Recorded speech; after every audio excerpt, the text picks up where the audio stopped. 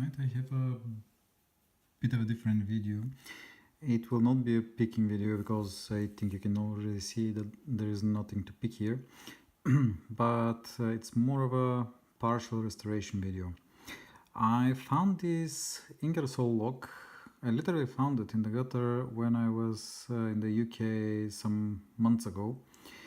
And it was a real adventure for me to actually be able to pick this lock, because first of all, the lock was in very bad shape. There was rust, there was mud everywhere, so it was not really a pretty sight.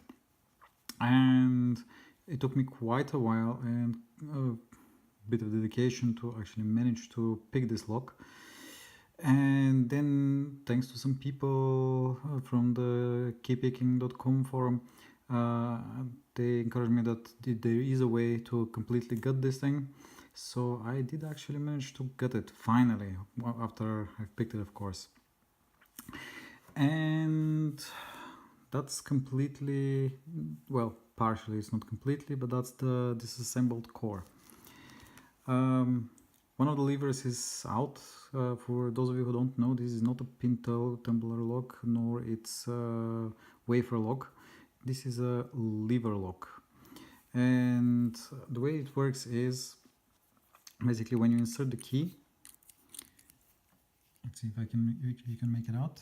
When you insert the key, you push the levers to the side, and all the gates, let me show you the gate, all the gates need to line up, and so that the key can fit. And sorry, not the key, but the locking pole can enter here, and yeah, then you can turn the core completely so that it will release the shackle. Not ashamed to say, but it took me good, I think, 4 days playing with the lock for about, well, mostly mindlessly playing with it for about 2 hours in the evening while I was watching some movies. And I was so very happy when it actually finally popped out. Then, after I successfully managed to disassemble this lock, I started struggling to find a key. I wrote some of the manufacturers from Ingersoll, at least the resellers, if they could send me blanks. Took me a while to find the correct keyway as well, but in the end I did find it, and I was extremely lucky. I have found a few blanks. So after cleaning completely the lock and completely disassembling it for that matter, I'm pretty much finished in cutting a key. So I have only one lever here that needs cut, and it is, show you, it's this one here. That's the last lever that I need to cut the key. And until now I have fairly managed to do that. So my last cut is going to be here on this particular space, and well, maybe it's not the best idea to do it now because there's a metal bar that is not fully inserted for all the levers. But yeah, the gates do align and I can put safely the locking pole inside.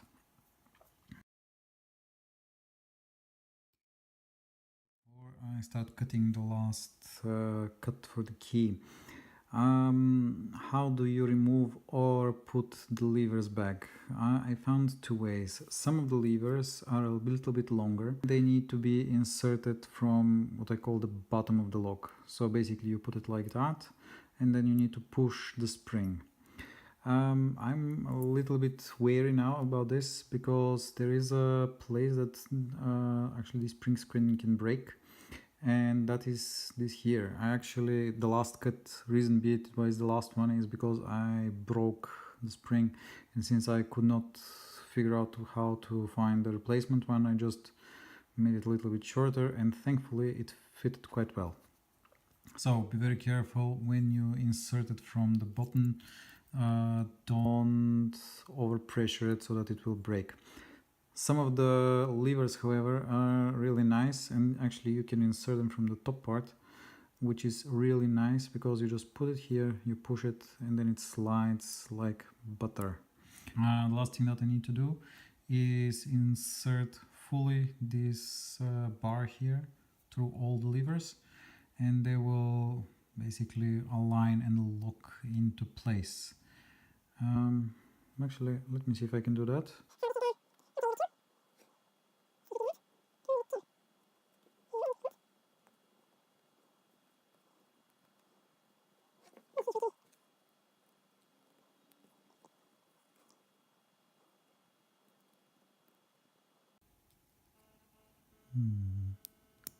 Okay, so this one entered.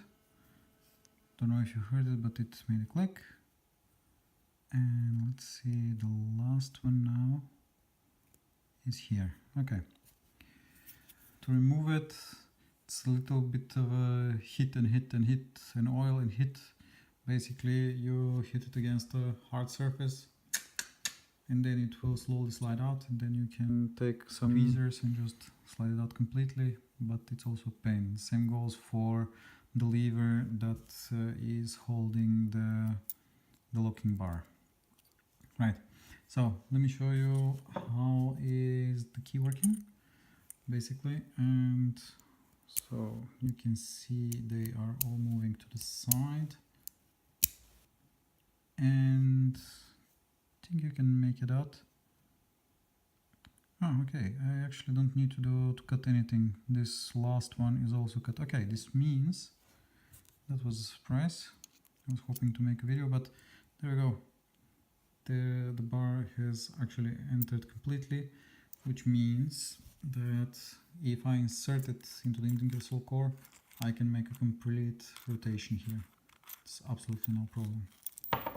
Okay, well, I will then start assembling this lock. That was a surprise I did not expect. Okay, then very shortly, I will tell you how I did it.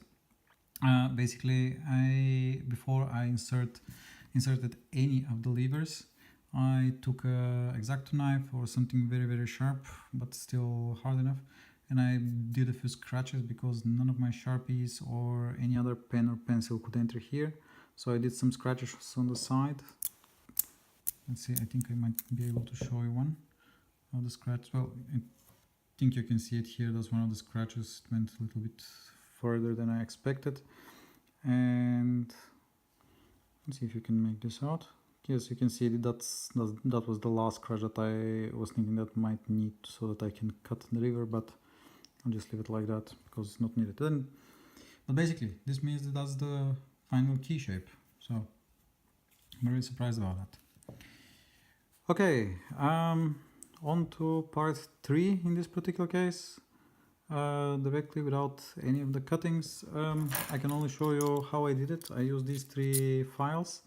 I started with a triangular file just to make the cut start and make it sharp so that it can go. Then when it's wide enough, I continued with a normal file here, and to smoothen the edges I use this kind of a half circle. It's actually an half ellipse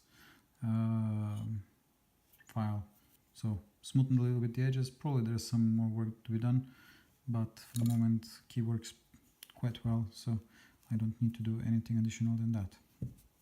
Right, so see you in a moment with the next part.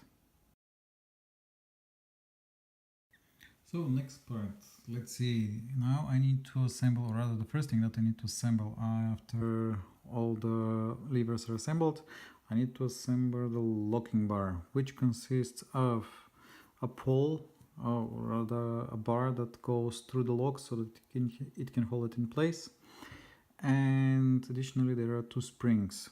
Now, because I'm forgetful, and to be quite honest I don't even remember how it was, but before I removed the springs, they were located with like that, with a shorter end outside. So let me have a look if I can actually replicate that. So I would believe that they are here. Only reason because why I think like that is because the bar itself is between spacing 1 and 5, so they should be on 2 and 4. The middle one stays free. Yay. Not to mention I see some markings on the inside of the locking bar.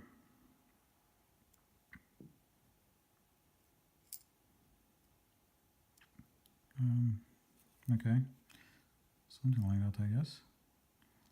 Let's see. Slowly and carefully I need to insert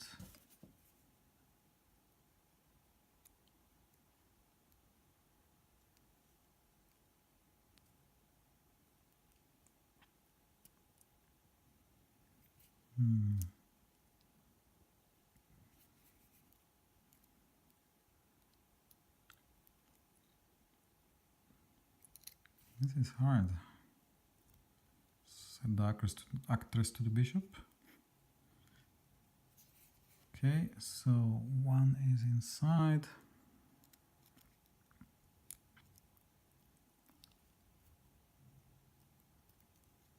See, second spring is inside. Okay, and I think the last prong. Okay, yeah, seems to be inside. Okay, perfect. So the locking bar, I can fully insert it. This was a real pain to take out. Reason was for this particular one because the bar itself here is a little bit cut at an angle, and it was not easy to literally shove it out. So hopefully I will not need to disassemble it again. Okay, so our bar is now spring loaded. Let's have a look with the key. If I insert the key, the bar can fully retract in the lock. Good. Let's see. I'll even test it here. So if I remove it, I'm not able to turn it on one side. If I do it, I can fully rotate it. Very well. Okay, on to the next stage.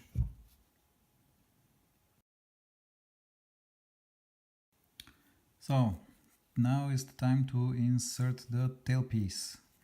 It consists of the tailpiece itself, another bar to hold it, and a washer to make the inside of the Ingersoll lock a little bit tighter, I assume, and maybe to reduce water coming inside the lock.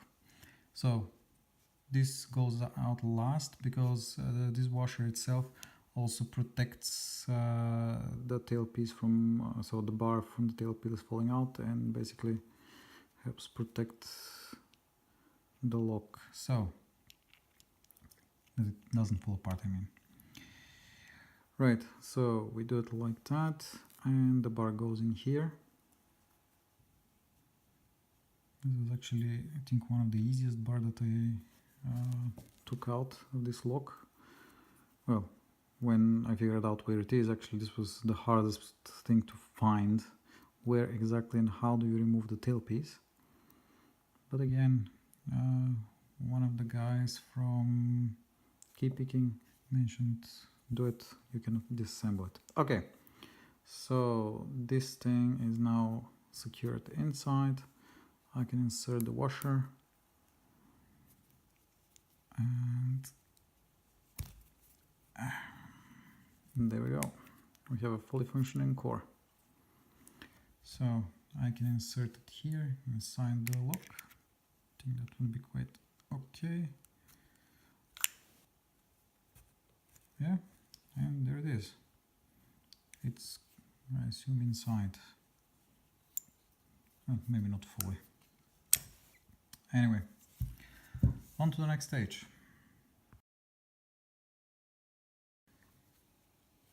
The next thing that I need to do is insert the ball bearings in this lock, and doing number one is easy, always. Then doing number two, however, is, oh my god, how I do that. So, might be a little bit off screen, I guess, but let's see. So I will put this here. and I'll drop the ball in. Let me see if I can make something so that you can see what's inside.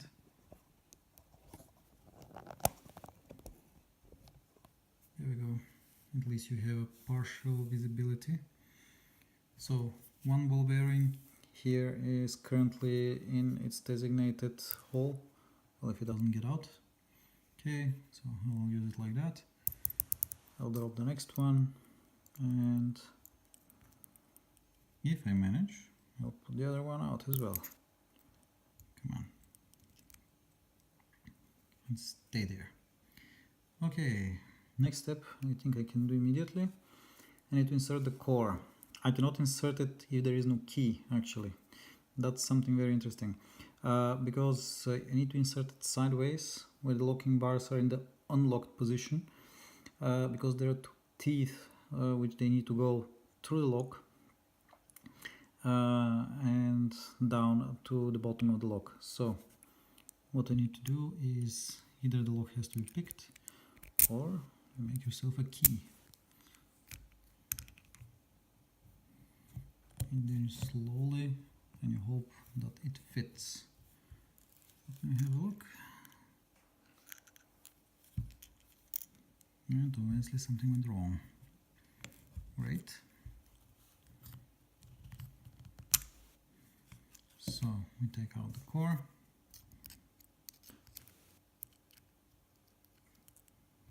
Come on, just enter and stay there.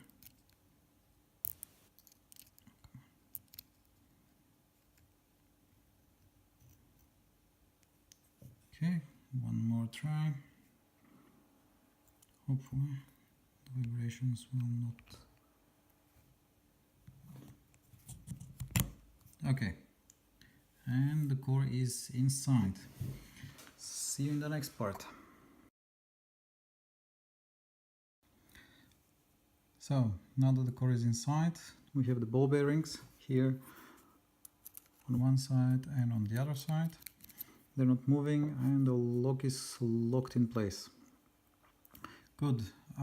Next part is actually inserting the shackle and inserting the screws and inserting the protection plate.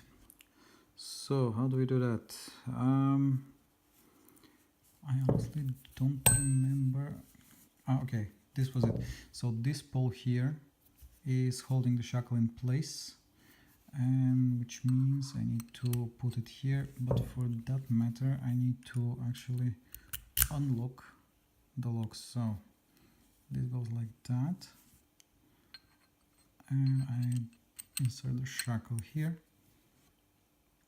and then I think I can, yes, I need to lock it. So now it's locked, and the shackle is also locked. Good. However, I am fairly certain that I'm missing something. Yes, that's correct. Actually, the shackle was on the previous step. So, or rather, not on the previous, on the next step. First thing I need to do is put the plate in.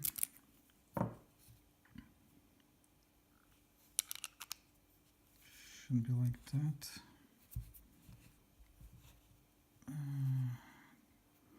This means that's the first. No. I need to unlock it. Then the first bolt goes in.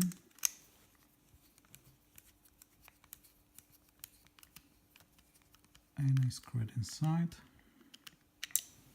Okay. Then I put the next bolt in.